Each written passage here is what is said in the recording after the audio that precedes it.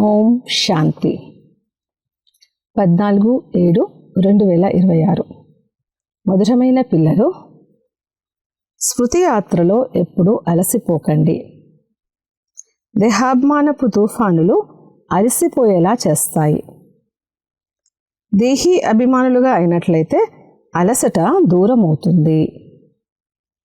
ప్రశ్న: ఏ సంస్కారము 21 జన్మల శ్రేష్ఠ భాగ్యాన్ని పాడు చేస్తుంది?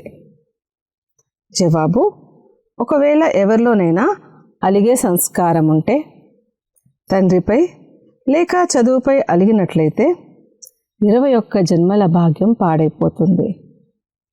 అందుకే బాబా అంటారు, మధురమైన పిల్లలు, దేహాభిమానానికి వశమై నేను ఇంతమందికి అర్థం చేయించాను, ఇంత సహాయం చేశాను అనే తప్పుడు నశ ఎప్పుడూ కలగకూడదు.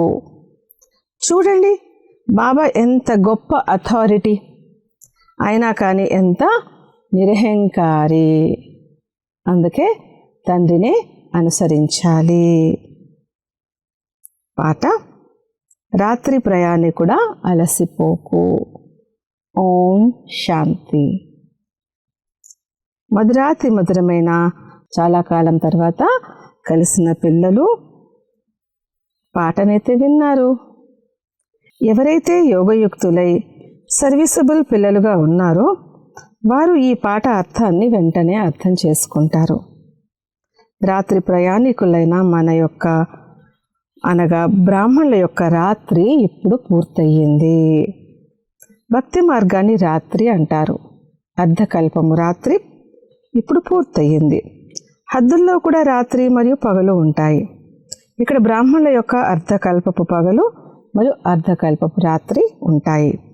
ఈ సమయంలో తండ్రి వచ్చినప్పుడు అంధకారం ఉంది. ఇప్పుడు ప్రభాత సమయంలోకి మొదటి వెలుగు మొదలయ్యింది. తండ్రి రాగానే మొదటి వెలుగు మొదలయ్యింది, తెల్లవారుతుంది. మధురాతి మధురమైన పిల్లలు, స్మృతి యాత్రలో అలసిపోకండి అని తండ్రి పదే పదే చెప్తున్నారు. ఎలాగైతే దైహిక యాత్రలు ఉంటాయి, వాటికి పూర్వము కాలినడకన వెళ్ళేవారు. చాలా నెమ్మది నెమ్మదిగా వెళ్ళేవారు. మధ్య మధ్యలో వసతి గృహాలు నిర్మించబడి ఉండేవి. మేము ఫలానా ఫలానా గమ్యస్థానాల్లో ఆగాల్సి ఉంటుందని వారికి తెలుసు. పూర్వము చాలా శ్రద్ధతో కాలినడకన వెళ్ళేవారు. అందులో చాలా శ్రమ ఉండేది. ఇప్పుడు ఇక్కడి యాత్ర అయితే చాలా సహజము. దీన్ని సహజమైన స్మృతి లేదా సహజమైన యోగము అని అంటారు. కేవలం తండ్రిని స్మృతి చెయ్యాలి. అలసిపోవడం అంటే అర్థమే దేహాభిమానులుగా అవ్వడం. అలసిపోతున్నాము అంటే అర్థము దేహాభిమానంలోకి వస్తున్నాము అని అర్థము. అయితే మాయ విఘ్నాలు కలుగుతాయి, ఇందులో అనుమానమేమీ లేదు. కానీ ఎన్ని విఘ్నాలు తీసుకొచ్చినా కానీ అలసిపోరాదు. అలసిపోవడం వల్ల దేహాభిమానం వస్తుంది. తండ్రి అంటారు, పిల్లలు శరీర నిర్వహణ కోసమైతే పని చేయాలి, దానికోసమైతే అనుమతి ఉంది. 8 గంటలు శరీర నిర్వహణ కోసము, 8 గంటలు విశ్రాంతి, మిగతా 8 గంటలు దీనికోసం కేటాయించండి. ఇప్పుడైతే 8 గంటలు ఎవ్వరూ పూర్తిగా ఇవ్వడం లేదు. అంతిమంలో 8 గంటల వరకు ఉంటారు. చాటును పెంచుతూ ఉండండి. ఇక్కడికి వచ్చి కూర్చున్నప్పుడు స్మృతినిప్పించడం జరుగుతుంది. దాన్ని మీరు నిష్ఠ యోగము అని అంటారు. ఇక్కడికి వచ్చి బాబా స్మృతిలో కూర్చుంటారు. అలాగని కేవలం ఇక్కడికే వచ్చి స్మృతిలో కూర్చోవాలని కాదు. 5-10 నిమిషాలు యోగము చేసి లేద్దామని భావించేవారు చాలామంది ఉంటారు. కానీ తండ్రి అంటారు, వ్యాపార వ్యవహారాలు చేసుకుంటూ ఎక్కడికైనా వెళ్తూ వస్తూ కూడా మీరు యోగములో ఉండండి. గంగా స్నానాలు మొదలైనవి చేయడానికి ఎక్కడికైనా వెళ్ళినప్పుడు రామ రామ అని జపిస్తూ ఉంటారు కదా. ఇక్కడ మీరు ఏమీ ఆ విధంగా స్మరించాల్సిన అవసరము లేదు. కేవలం తండ్రిని స్మృతి చెయ్యాలి. ఇక్కడ తండ్రి పిల్లలతో మాట్లాడుతున్నారు. స్మృతి అంటే బాబాతో మాట్లాడుతూ ఉండడం. బాబా పిల్లలతో మాట్లాడుతూ ఉన్నారు. నీ కళ్యాణము స్మృతి యాత్రలోనే ఉన్నది. ఇందులో అలసిపోకూడదు.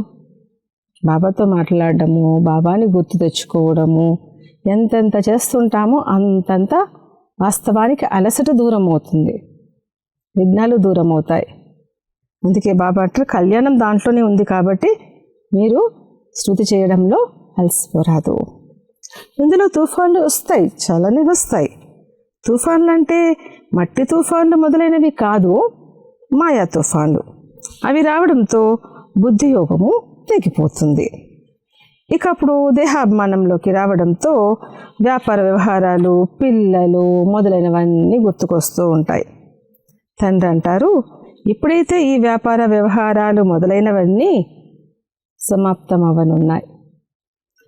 నీ పిల్లలు వారసులుగా అవ్వడం అనేది జరగనే జరగదు, అంతా సమాప్తం అవ్వనుంది. ఇప్పుడు అనంతమైన తండ్రి యొక్క వారసులుగా నిలబడ్డారు. హద్దు వారసత్వం నశించింది. ఇప్పుడు కొడుకు పెద్దవాడవుతాడు, వివాహం చేసుకుంటాడు, తర్వాత ఇలా జరుగుతుంది అని షౌకార్లు అనుకుంటారు. తండ్రి అంటారు, ఇప్పుడు అంత సమయము లేదు. అందుకే ప్రపంచం పట్ల ఉన్న మోహాన్ని పూర్తిగా తొలగించండి. సమయం లేదు, అందుకే మోహాన్ని తొలగించండి. ఇది శ్మశాన వాటిక. వ్యాపార వ్యవహారాలు, పిల్లలు మొదలైన వాటి చింతనలో మరణించినట్లయితే అనవసరంగా తమకు తాము నాశనం చేసుకుంటారు. శివబాబా స్మృతిలో ఉన్నట్లయితే చాలా సుసంపన్నులవుతారు. బాబా దాత, సర్వ ఖజానాలు ఇస్తున్న దాత. వారి స్మృతిలో ఉంటే సుసంపన్నంగా అవుతాము. దేహాభిమానంలోకి రావడం వల్ల నాశనం అవుతారు. దేహీ అభిమానులుగా అవ్వడం వల్ల సుసంపన్నులవుతారు. ఎంతగా స్మృతి చేస్తారో అంతగా భవిష్య 21 జన్మల కోసము వారసత్వం లభిస్తుంది. స్మృతి చేయకపోతే చాలా నష్టపోతారు. అది ఇక కల్పకల్పానికి అలాగే ఉండిపోతుంది. ఇప్పుడు ఒక్కసారి నష్టపోతే ప్రతి కల్పము అలాగే ఉంటుంది. ఇది ఎంత పెద్ద నష్టము! మేము పూర్తి వారసత్వాన్ని ఎలా పొందాలి అని ఆలోచించాలి. ధనం పట్ల కూడా ఎక్కువ లోభం పెట్టుకోకూడదు. టూ మచ్లోకి వెళ్ళకూడదు. ఎవరైనా దీవాలా తీస్తే చాలా చింతిస్తారు, శివబాబాను పూర్తిగా మర్చిపోతారు. అప్పుడు ఇక ఇలా అంటుంటారు, జ్ఞానంలోకి వచ్చాం, అందుకే దివాలా తీసాం, అనారోగ్య పాలయ్యాము అంటూ దోషం మోపుతూ ఉంటారు. కానీ అలా జరిగినప్పుడు ఇలాగా ఎప్పుడు అనకూడదు. అనారోగ్యాలు మొదలైనవి వస్తాయి, అవి కర్మ భోగములు. ఇది మంచిదే, వికర్మలు వినాశనం అవుతాయి. ధర్మరాజు శిక్షలు అనుభవించే కంటే అనారోగ్యం మంచిదే కదా. 63 జన్మల నుంచి చేసిన పాపాలు వ్యాధుల రూపంలో, నష్టాలు కష్టాల రూపంలో దూరం అవుతూ ఉంటాయి. బాబా అంటున్నారు, ఇక్కడ దూరం అవ్వడం మంచిది. లేదు అంటే ఇవన్నిటి యొక్క లెక్కలు ధర్మరాజు దగ్గర శిక్షల రూపంలో అనుభవించాల్సి వస్తుంది. ఇక్కడైతే బాబా జతలో ఉన్నారు కదా, వాటిని పూర్తి చేసుకోవడంలో బాబా శక్తి సహయోగం లభిస్తుంది. ఇక్కడైతే కర్మభోగాన్ని సమాప్తం చేసుకోవాలి. ఇది మహారోగి శరీరము. దీనిని ఎంతగా సంభాళించడం జరుగుతుంది. నడుస్తూ నడుస్తూ ఆగిపోతారు, హార్ట్ ఫెయిల్ అయిపోతుంది. ఇటువంటి పాత ప్రపంచానైతే బుద్ధి ద్వారా పూర్తిగా మర్చిపోవాలి. తండ్రి కొత్త ఇంటిని నిర్మిస్తూ ఉండటాన్ని చూస్తే పిల్లల మనసు పాతదాని నుండి పూర్తిగా తొలగిపోతుంది. నాన్నగారు ఇల్లు త్వరగా కట్టండి, పాత ఇంట్లో చాలా కష్టంగా ఉందని అంటారు. ఈ ప్రపంచం చాలా అశుద్ధంగా ఉందని కూడా నీకు తెలుసు. ఇది మీ అనంతమైన సన్యాసము. వాళ్ళు ఇల్లు వాకిళ్లను సన్యాసిస్తారు, దానినేమో హద్దు సన్యాసం అంటారు. మీరైతే వికారాలను సన్యాసిస్తారు. అనంత సన్యాసము అంటే వికారీ ప్రపంచంలో ఉంటూ కూడా వికారాలకు దూరంగా ఉండడం. తండ్రి అంటారు, దేహసహితంగా మీ దేహ సంబంధాలు ఏవైతే ఉన్నాయో వాటన్నిటినీ త్యజించి నన్నొక్కరినే స్మృతి చెయ్యండి. ఈ కళ్ళతో చూస్తున్న ఈ ప్రపంచాన్ని మర్చిపోండి. మనము స్వర్గ రాజధాని కోసము పురుషార్థం చేస్తున్నామని ఇప్పుడు మీ బుద్ధికి తెలుసు. జ్ఞానం యొక్క 3వ నేత్రం లభించింది. ఇదంతా శ్మశాన వాటికగా అవ్వనుంది. దీని పట్ల ప్రేమను ఉంచుకోరాదు. ఈ రోజుల్లో మనుషుల వద్ద చాలా ధనం ఉంది కనుక వికారాలు కూడా తీవ్రమవుతున్నాయి. కామ వికారం ఎంత తీవ్రంగా ఉంది. కామం లేకుండా ఉండలేరు. 4-5 సంవత్సరాలు పవిత్రంగా ఉంటారు. ఆ తర్వాత రాస్తారు, బాబా ఈరోజు వీరికి భూతం పట్టింది, నల్లముఖం చేసుకున్నారు అని. ఎంతటి ఎదురు దెబ్బ తిన్నారు. ఒక్కసారిగా 5 అంతస్తుల నుంచి పడిపోయినట్లే. మొట్టమొదటిది దేహాభిమానం. పైనుండి పడ్డారంటే ఇక ముక్కలు ముక్కలుగా అయిపోతారు. అంతా సమాప్తమైపోతుంది. ఎముకలు పూర్తిగా విరిగిపోతాయి. మళ్ళీ పురుషార్థం చేయడానికి సమయం పడుతుంది. ఇదే అన్నిటికన్నా పెద్ద దెబ్బ. అందుకే బాబా అంటారు, కామము మహాశత్రువు. వికారాలనే పతితత్వము అని అంటారు.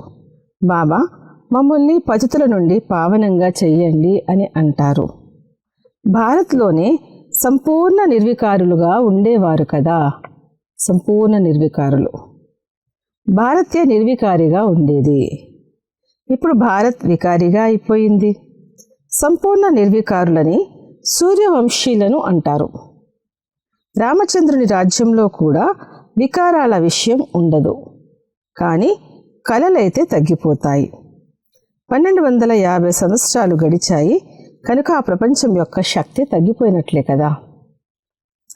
అందుకే మొదటి దానిని సతో ప్రధానమని, తర్వాత దాన్ని సతో అని అంటారు. మేము మమ్మా బాబాలను ఫాలో చేసి సూర్యవంశీ మహారాజు మహారాణులుగా అవ్వాలని మీరు కోరుకుంటారు. ఇందులో కష్టము లేక ఖర్చు మొదలైనవైతే విషయమే లేదు. ఇందులో నోటితో ఏమీ మాట్లాడేది లేదు. కేవలం స్మృతి చెయ్యాలి. దీన్ని సహజ యోగం అని అంటారు.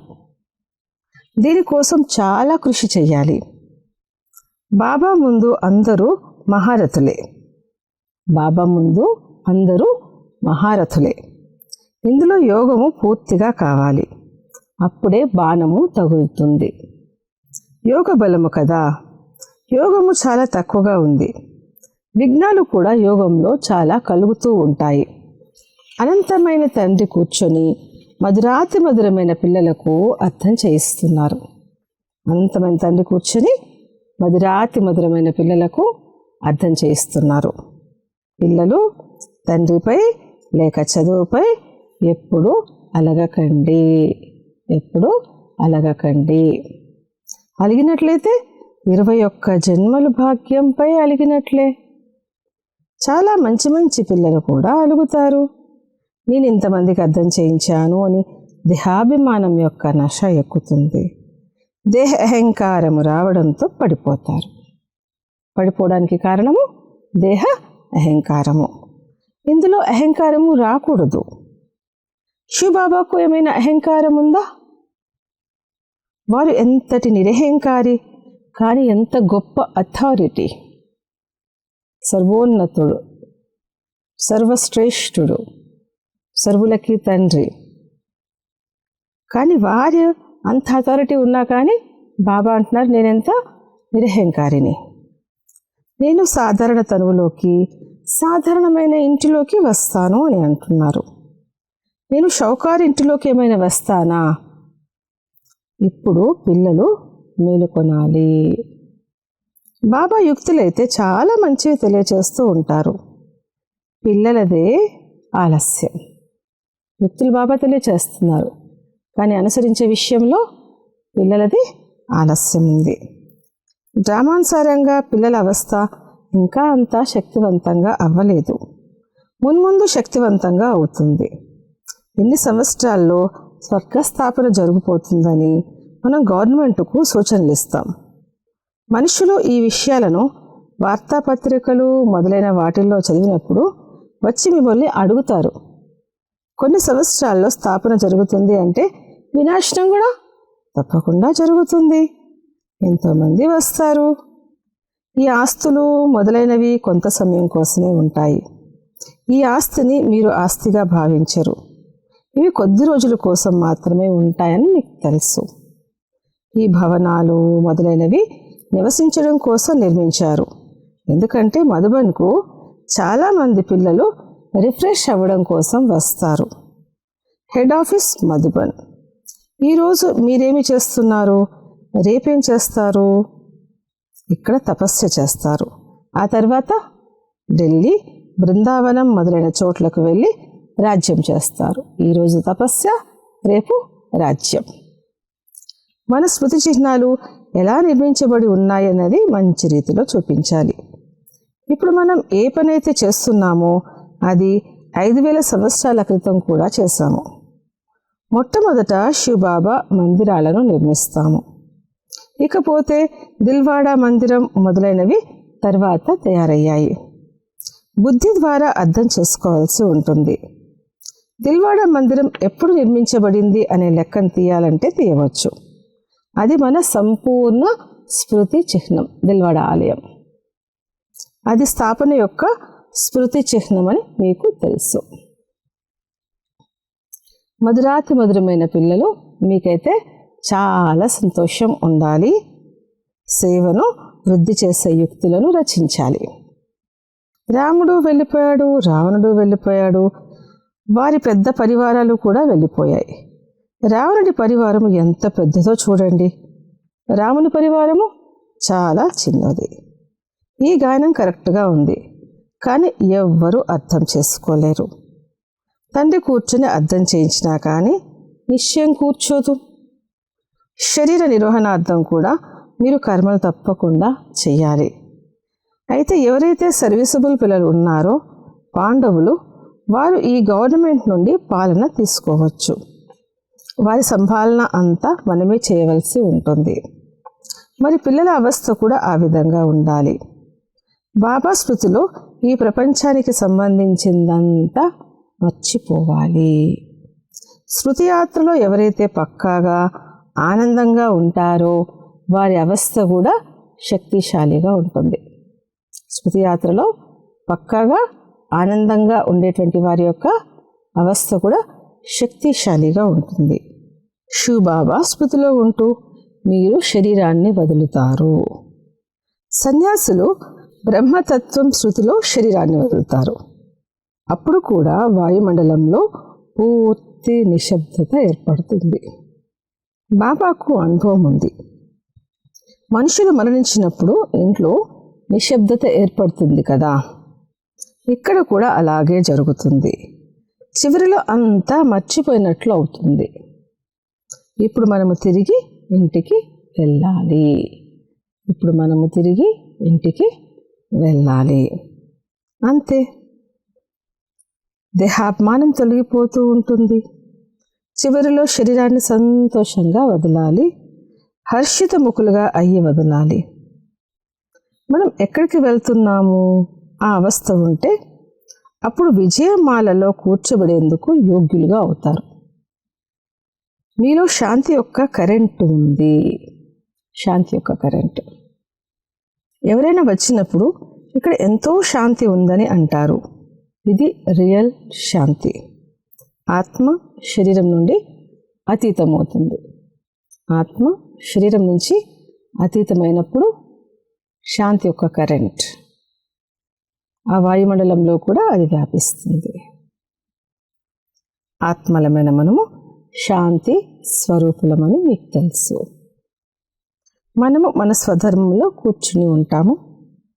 కర్మలు చేయకుండా అయితే ఏ మనిషి ఉండలేరు. వాళ్ళు హఠయోగముతో ఏమేమో చేస్తుంటారు. మన స్వధర్మమే శాంతి. మన స్వధర్మము శాంతి అని ఇప్పుడు మీరు అర్థం చేసుకున్నారు. ఇక్కడైతే మనము పాత్రను అభినయించడం కోసమే వచ్చాము. ఇప్పుడైతే తిరిగి ఇంటికి వెళ్ళాలి. తండ్రి అంటారు, నన్ను స్మృతి చెయ్యండి, మరి ఇంటిని కూడా స్మృతి చెయ్యండి. తండ్రిని స్మృతి చేసినట్లయితే వారసత్వం లభిస్తుంది. తండ్రి అంటారు, నన్ను కూడా ఆ ఇంటిలోనే స్మృతి చెయ్యండి. తండ్రి, ఇల్లు. తండ్రిని స్మృతి చేయాలి, ఇంటిని స్మృతి చేయాలి. ఇక్కడైతే నేను తాత్కాలికంగా వస్తాను. మీ బుద్ధి బాబా స్మృతిలో శాంతిధామములో నిలిచి ఉండాలి. బుద్ధి శాంతిధామంలో తండ్రి దగ్గర నిలిచి ఉండాలి. ఆ ఇంటి యొక్క వారసత్వం కూడా తీసుకోవాలి కదా. అది ఆత్మల ఇల్లు, ఇది జీవాత్మల ఇల్లు. మీ ఇంటిని కూడా మర్చిపోకండి, తండ్రిని కూడా మర్చిపోకండి. తండ్రిని స్మృతి చేసినట్లయితే పవిత్రంగా అయి ఇంటికి వెళ్తారు. జ్ఞానాన్ని ధారణ చేసినట్లయితే మళ్ళీ కొత్త ప్రపంచంలోకి వచ్చి రాజ్యం చేస్తారు. ఎంత వీలైతే అంత ఇతరులకు మార్గాన్ని తెలియచేస్తూ ఉండండి. సదా తండ్రినే చూస్తూ ఉండండి. సదా తండ్రినే చూస్తూ ఉండండి. తండ్రి ఏం చేస్తున్నారు అనేది మీకు తెలుసు. అంతా మాతలకు ఇచ్చేశారు. అంతా మాతల సేవలో పెట్టండి అని శివబాబానే డైరెక్షన్ ఇచ్చారు. ఒకరిని చూసి ఇతరులు ఫాలో చేశారు, స్వాహ అయిపోయారు. కానీ తరువాత ఇక్కడ ఉండగలగాలి కూడా కదా. డ్రామానుసారంగా బట్టి కూడా జరిగింది. పాకిస్తాన్, హిందుస్థాన్ ఏర్పడ్డాయి. ఈ బట్టి ముందు పాకిస్తాన్లోనే మొదలయ్యింది. మీరు నదిని దాటి వచ్చారు. శాస్త్రాల్లోనైతే ఏవేవో విషయాలు రాసేశారు. ప్రాక్టికల్గా అయితే ఇప్పుడు మీరు వింటున్నారు కదా. మళ్ళీ తర్వాత కల్పం తర్వాతే విషయాలు మళ్ళీ వింటారు మీరు. ఇప్పుడు తండ్రి అంటున్నారు, చెడు వినకండి, వ్యాపారాలు మొదలైనవి చేసుకోండి, కానీ చెడు వినకండి. తండ్రి అంటారు, ప్రతి విషయంలోనూ శ్రీమతాన్ని తీసుకోండి. ప్రతి విషయంలోనూ శ్రీమతం. బాబా, ఈ పరిస్థితిలో మేము ఏమి చెయ్యము, ఎలా చెయ్యాలి అని బాబాను అడుగుతూ ఉండండి. బాబా అన్నీ చెప్తారు. ఏ విషయాన్నైనా అడగాలనుకుంటే ముందు బాబా దగ్గరికి రండి. మీరెందుకు భయపడతారు? అడుగడుగున అడగాలి. బాబాను అడుగడుగున అడగాలి. శ్రీమతంపై నడుచుకున్నట్లయితే అడుగడుగులోనూ పద్మాలు ఉంటాయి. మీ ప్రతి క్షణం ఏదైతే గడుస్తుందో అందులో పద్మాలు ఉంటాయి. ప్రతి క్షణంలో పద్మాలు. కనుక ఎంత సంపాదన జరుగుతుంది. అచ్చా, మధురాతి మధురమైన సికిలదే పిల్లలకు మాతా పితల ప్రియస్మృతులు మరియు గుడ్ మార్నింగ్. ఆత్మిక పిల్లలకు ఆత్మిక తండ్రి నమస్తే. ధారణ కొరకు ముఖ్య సారము. విజయమాలలో కూర్చోబడేందుకు ఈ శరీరం నుండి అతీతంగా అయ్యే పురుషార్థం పూర్తిగా చెయ్యాలి. దేహం నుంచి అతీత అభ్యాసం. దేహాభిమానాన్ని వదులుతూ వెళ్ళాలి. ఈ ప్రపంచాన్ని బుద్ధి ద్వారా మర్చిపోవాలి. 2, ధనం పట్ల అతి లోభం ఉంచుకోకూడదు. తండ్రి స్మృతి తప్ప వేరే ఏ చింత ఉండకూడదు. ఒకటే చింత, బాబా స్మృతి. ఎప్పుడూ కూడా తండ్రిపై లేక చదువుపై అలగరాదు. వరదానము. యజమానత్వపు స్మృతి ద్వారా హయ్యెస్ట్ అథారిటీని అనుభవం చేసే కంబైన్డ్ స్వరూపధారీ భవ. మొదట మీ శరీరము మరియు ఆత్మ యొక్క కంబైన్డ్ రూపాన్ని స్మృతిలోకి తెచ్చుకోండి. శరీరము రచన, ఆత్మ రచయిత. దీని ద్వారా యజమానత్వపు స్మృతి స్వతహాగా ఉంటుంది. యజమానత్వపు స్మృతి ద్వారా స్వయాన్ని హయ్యెస్ట్ అథారిటీగా అనుభవం చేస్తారు.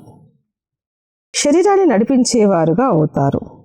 2వది, తండ్రి మరియు బిడ్డ శివశక్తి అన్న కంబైన్డ్ స్వరూపపు స్మృతి ద్వారా మాయా విఘ్నాలను అథారిటీతో దాటవేస్తారు. స్లోగన్. విస్తారాన్ని క్షణంలో ఇముడ్చుకుని జ్ఞానసారాన్ని అనుభవం చేయండి మరియు చేయించండి. అవ్యక్త ప్రేరణలు. జ్వాలాస్వరూప స్థితిలో ఉంటూ శక్తిశాలి స్మృతిని అనుభవం చేయండి.